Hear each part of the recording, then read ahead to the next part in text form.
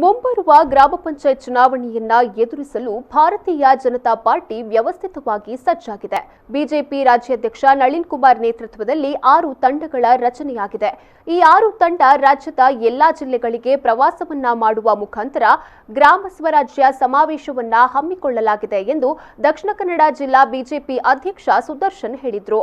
ಅವರು ಮಂಗಳೂರಿನ ಬಿಜೆಪಿ ಕಚೇರಿಯಲ್ಲಿ ಸುದ್ದಿಗೋಷ್ಠಿ ನಡೆಸಿ ಮಾತನಾಡಿ, ದಕ್ಷಿಣ ಕನ್ನಡ ಜಿಲ್ಲೆಯಲ್ಲಿ ನವೆಂಬರ್ 28ರಂದು 2 ಗ್ರಾಮ ಸ್ವರಾಜ್ ಸಮಾವೇಶ ನಡೆಯಲಿದೆ. 1ನೇ ಕಾರ್ಯಕ್ರಮ ಮೂಡುಬಿದ್ರೆ, ಮಂಗಳೂರು ನಗರ ಉತ್ತರ, ಮಂಗಳೂರು ಬಂಟ್ವಾಳ ಈ 4 ವಿಧಾನಸಭಾ ಕ್ಷೇತ್ರದ ಪ್ರಮುಖರನ್ನ ಸೇರಿಸಿಕೊಂಡು ಬಿಸಿ ರೋಡ್ನ ಸ್ಮರ್ಶ ಕಲಾ ಮಂದಿರದಲ್ಲಿ ನಡೆಯಲಿದೆ. 2ನೇ ಸಮಾವೇಶವು ಮಧ್ಯಾಹ್ನದ ನಂತರ ಬೆಳ್ತಂಗಡಿ, ಪುತ್ತೂರು ಮತ್ತು ಸುಳ್ಯದಲ್ಲಿ ಈ 3 ವಿಧಾನಸಭಾ ಪ್ರಮುಖರನ್ನ ಸೇರಿಸಿಕೊಂಡು ಪುತ್ತೂರಿನಲ್ಲಿ ನಡೆಯಲಿದೆ. ಈ ಕಾರ್ಯಕ್ರಮಕ್ಕೆ ರಾಜ್ಯದ ಉಪಮುಖ್ಯಮಂತ್ರಿ ಡಾಕ್ಟರ್ ಅಶ್ವಥ್ ನಾರಾಯಣ್, ಉಡುಪಿ ಚಿಕ್ಕಮಗಳೂರು ಸಂಸದೆ ಶೋಭಾ ಕರಂದ್ಲಾಜೆ, ಸಚಿವ ಕೋಟ ಶ್ರೀನಿವಾಸ್ ಪೂಜಾರಿ, ಬಿಜೆಪಿ ಪಕ್ಷದ ರಾಜ್ಯದ ಪ್ರಧಾನ ಕಾರ್ಯದರ್ಶಿ ಮಹೇಶ್ ತೆಂಗಿನಕಾಯಿ, ಮಹಿಳಾ ಮೋರ್ಚಾದ ರಾಜ್ಯಾಧ್ಯಕ್ಷೆ ಗೀತಾ ವಿವೇಕಾನಂದ ಹಾಗೂ ಜಿಲ್ಲೆಯ ಜನಪ್ರತಿನಿಧಿಗಳು, ಜಿಲ್ಲೆಯ ಎಲ್ಲಾ ಶಾಸಕರುಗಳು ಈ ಸಮಾವೇಶದಲ್ಲಿ ಪಾಲ್ಗೊಳ್ಳಲಿದ್ದಾರೆ ಎಂದು ಹೇಳಿದರು.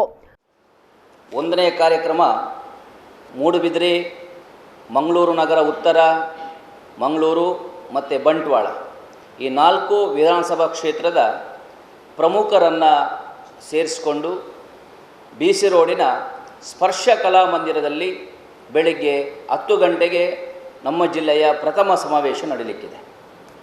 2ನೇ ಸಮಾವೇಶ 28ನೇ ತಾರೀಕು ಅದೇ ದಿವಸ ಮಧ್ಯಾಹ್ನ 2:30 ಗಂಟೆಗೆ ಬೆಳ್ತಂಗಡಿ, ಪುತ್ತೂರು ಮತ್ತು ಸುಳ್ಯ ಈ 3 ವಿಧಾನಸಭಾ ಕ್ಷೇತ್ರದ ಪ್ರಮುಖರನ್ನು ಸೇರಿಸಿಕೊಂಡು ಪುತ್ತೂರಿನ ಕೊಟಚ ಸಭಾಭವನದಲ್ಲಿ ಮಧ್ಯಾಹ್ನ 2:30 ಗಂಟೆಗೆ ಈ ಸಮಾವೇಶ ನಡೆಯಲಿಕ್ಕಿದೆ.